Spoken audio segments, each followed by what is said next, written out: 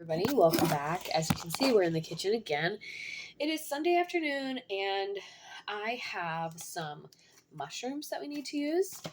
We've got some jalapenos that really we need to use, and unfortunately, I had to throw some of the jalapenos away. But I'm going to be making two recipes out of what we're making today.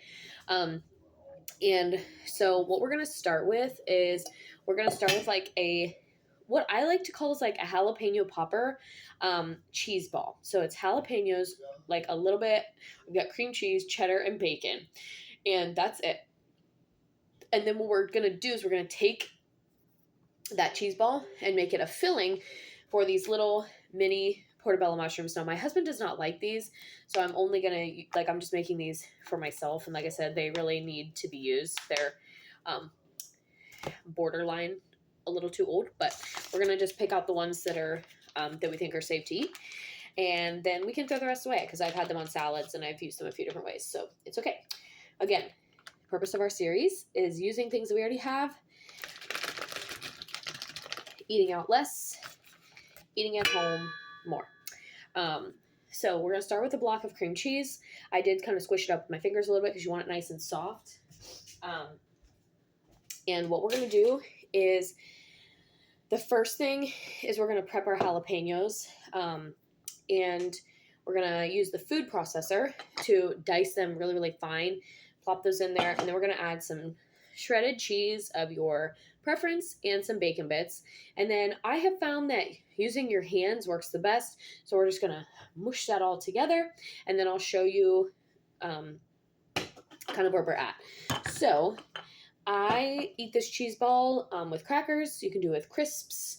Like I said, you can put it in mushrooms. You can put it in jalapenos and make jalapeno poppers out of it.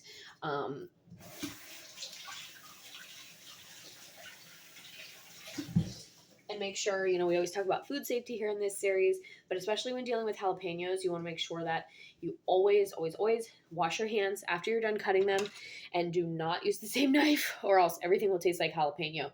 And never touch your face, your eyes, your mouth, anywhere when you have not washed your hands, because they are a spicy pepper. And another thing is to be careful to avoid the seed pod. So what I usually do is I just kind of cut around it, and then I'm actually going to use a spoon to scoop this out,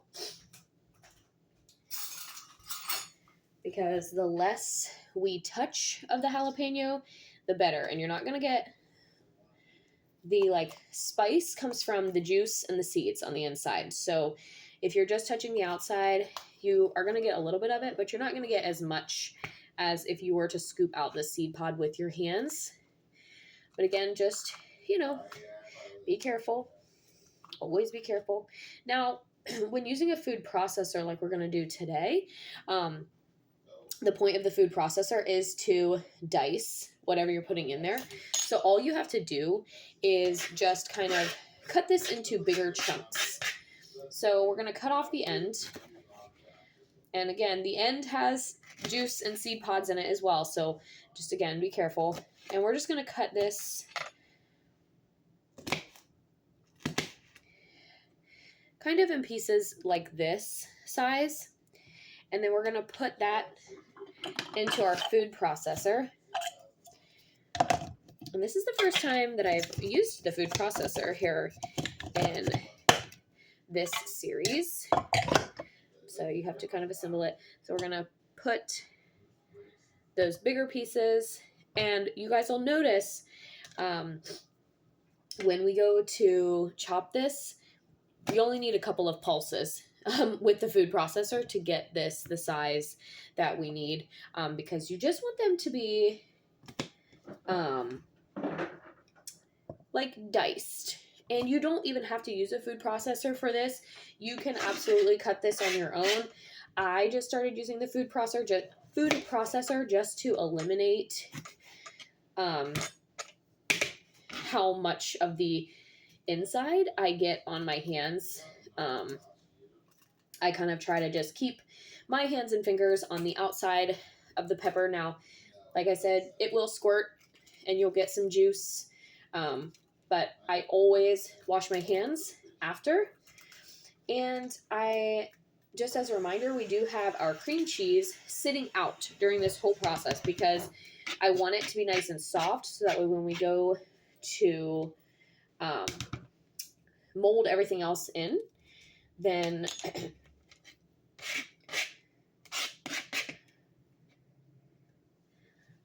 we don't have to work as hard, right? We're working smarter, not harder.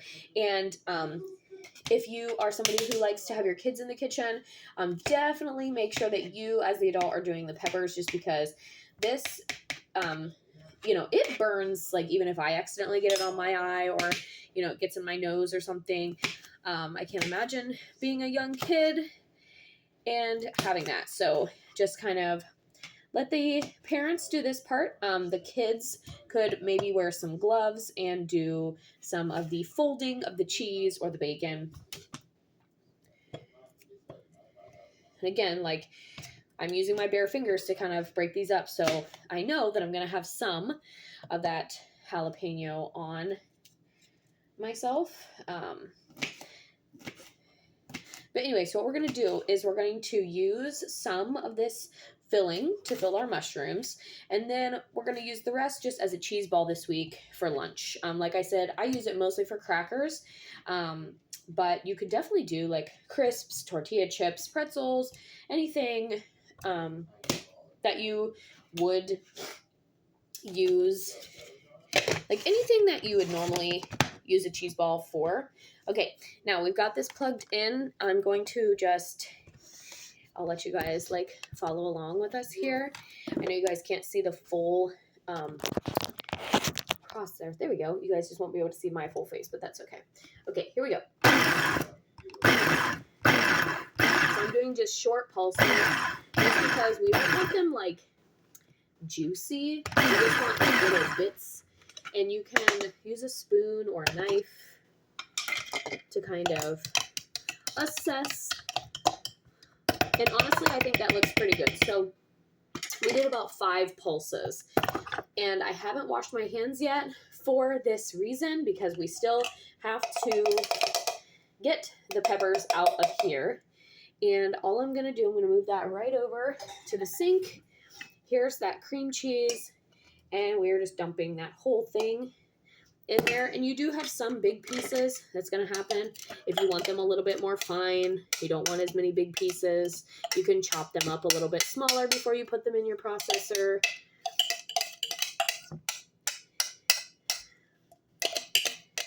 And honestly, if you can avoid washing your hands before adding the cheese and the bacon, I would, just because you're gonna, like I said, I have found that it works better to just use your hands to mix it all up and get it evenly distributed. And so you're going to be touching it again, right? So I would recommend just waiting until after you've already mixed up everything to wash your hands. So we're going to put in some bacon bits. This is a personal preference. I'm going to probably do, about half the bat or so. And then our cheese of choice today is the mild cheddar that we've been using for several of our other recipes. And again, we're going to do the other half that doesn't have the bacon on it. And just cover that. Okay, so here's what it looks like in our bowl. Okay, and now, like I said, we're just going to use our hands. You can wear gloves if you prefer. And we are just going to mix this up and get all the cheese and the bacon and the jalapeno kind of really worked in to that cream cheese. If you want to start this process with a spatula, you can. Like I said, I have found that it's quicker and it gives me the same result if I just commit and use my hands. So that's what we're going to do. And then we're going to wash our hands well with soap and water after, because we got that jalapeno and now it's all mixed up and we got the seeds and everything else. Warning, if you have any little hangnails or anything like that, you will feel the burn in your from the jalapeno. So just know that. I have taken this to cookouts before. I've taken this to little parties, gatherings, like if I'm responsible for a potluck item. I've taken this. All in all, this cheese ball is going to take us less than 15 minutes to make if your cream cheese is soft and pliable. And the amount, like how much you mix everything in, is also completely up to you. You can give it just one squish. You can give it a few squishes. You can add more bacon, add more cheese. You can add salt and pepper. You can add a little bit of ranch if you want. I've actually never tried it with salt and pepper, but I'm really tempted to maybe give some pepper. So I think I'm going to add some pepper in just because I've never done that before. So let's just give it a try.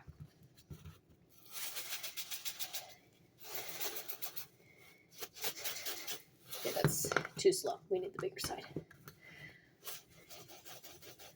Just come in.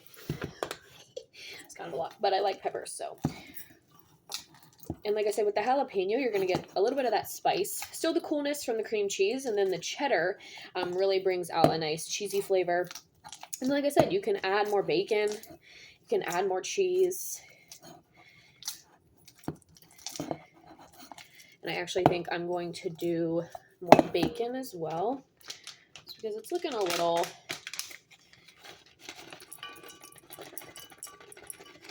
sparse. Okay, so then we're just gonna fold that in. And if you are doing what I'm doing and gonna make the stuffed mushrooms or jalapeno poppers or whatever with this filling, and there are lots of different ideas. Some people put this like in biscuits and do like a bake. There's lots of different recipes with this same type of filling. You could absolutely have your oven prepped and ready to go. I did not do that, so we're going to do that here in just a second. All right, I have my oven prepped for 350. All you're doing is getting the mushrooms warm, especially if you're making something like this. A jalapeno popper is obviously going to need more. You want to get that pepper nice and tender, but mushrooms inherently are already soft, so you're just warming them up. And so we're going to prep the mushrooms now. And I always bake these in like a small glass pan. Okay, so just a small, whatever this one is, I think it's a 5x7. And we're going to spray it with some oil so the mushrooms don't stick to the bottom. And then what we're going to do is, again, like I said, these mushrooms are, they need to be used. And some of them we might not be able to use, and that's okay. We're just going to go through and really, especially when you have mushrooms that are kind of on the fritz like mine, I look for the ones, as long as they're not like super slimy to the touch, it's a fungus anyway. So if you're a mushroom person, you know that. So I just rinse them gently in warm water, and then we're going to pop the stem out.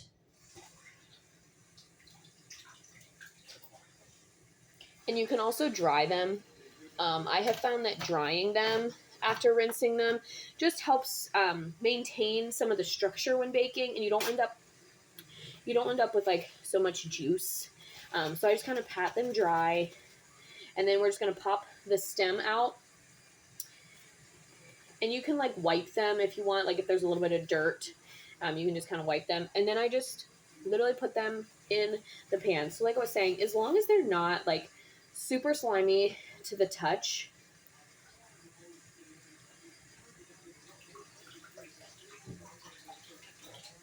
then I go ahead and use them. That's a personal preference. Obviously, just because I eat borderline questionable food. But I always, like I said, if it were to really be slimy or really feel some type of way or look some type of way, like this one is not slimy, but it has a couple of brown spots. So that's just a sign that it's getting old. But they're still pretty firm. And like I said, I rinse them for like 1 to 2 seconds under warm to hot water. The oven is on 350. And to be honest, I've made these several times. I don't actually know what the temperature is supposed to be on.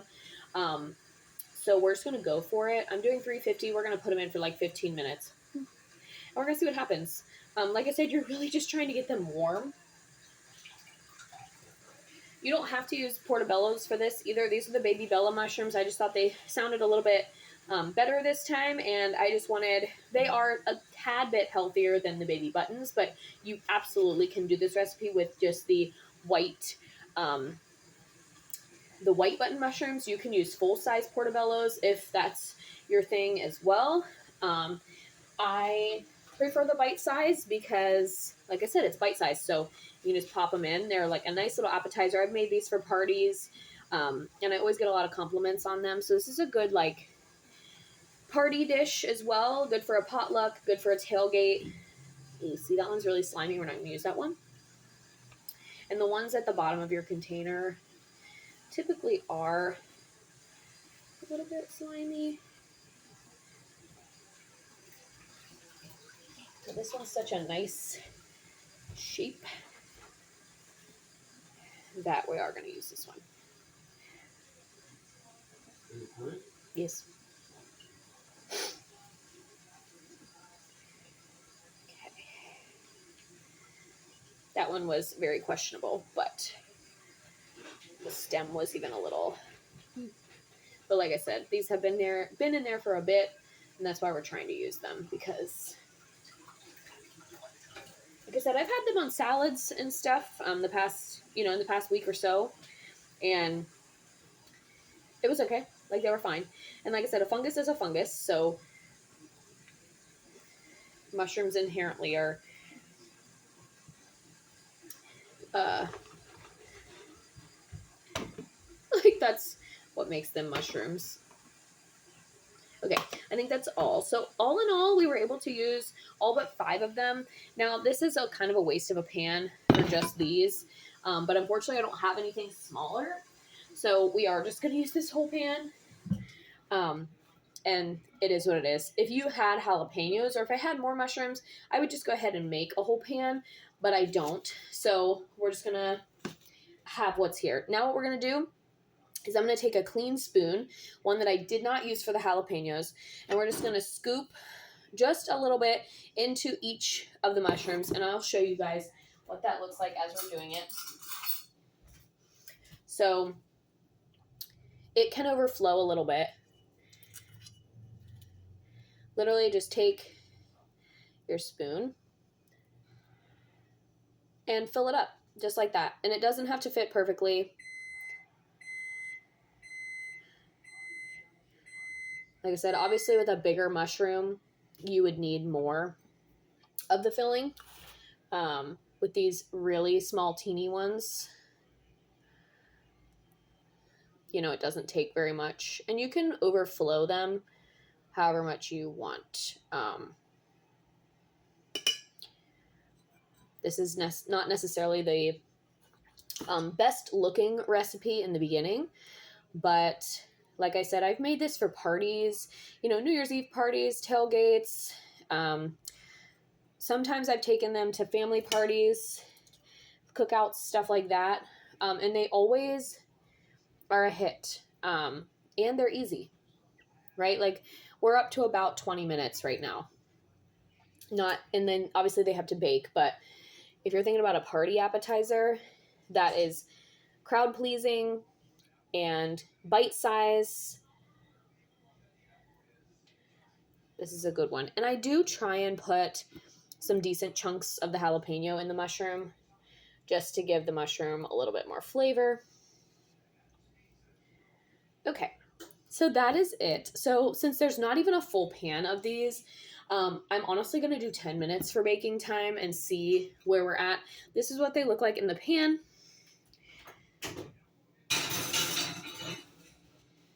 You can go top rack with them if you're baking multiple things. Honestly, you wouldn't even have to do them on a timer. You could probably just put them on the bottom rack. And then this is how much we still have left. So with this, all I'm going to do with this is I'm just going to put this in a separate container. And then, like I said, I just scoop this into smaller containers and eat it with pretzels, crisps, crackers, whatever. And I'll probably have some of it today, so I don't actually know if I'm going to put it in the container today or not. And that's it. So now I just made a lunch for myself today that's, hearty, healthy, does have a little bit of protein. And you can serve these as a side dish with roast chicken, which I kind of thought about doing, but I'm eating an earlier dinner tonight than normal, so I'm trying to just kind of keep it light for lunch. But you can do, like, serve these as a side with roast chicken. Like I said, great for a party appetizer. And then the lunch, I will probably get at least probably 2 weeks, like, as a lunch option, depending on if my husband eats any or not. So that was our jalapeno popper stuffed mushroom / jalapeno popper cheese ball.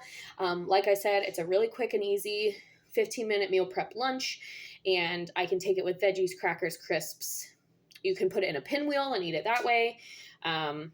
So yeah, lots of options, and it was quick, and we love that. And it's nice for the summer. It's cool, refreshing, and it would be considered no bake, no prep.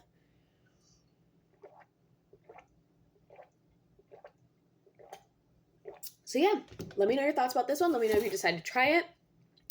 I would give it a 10 out of 10, obviously. And I do not remember where I got this recipe from. I've been making this for years, and it's just something that I kind of crave every now and again. So thanks for watching this video. Keep it here for more videos in this series. Let me know in the comments if you tried this one and what recipe of mine you've decided to try. And I'll see you guys next week for more shortcut kitchen hacks and cooking. Bye.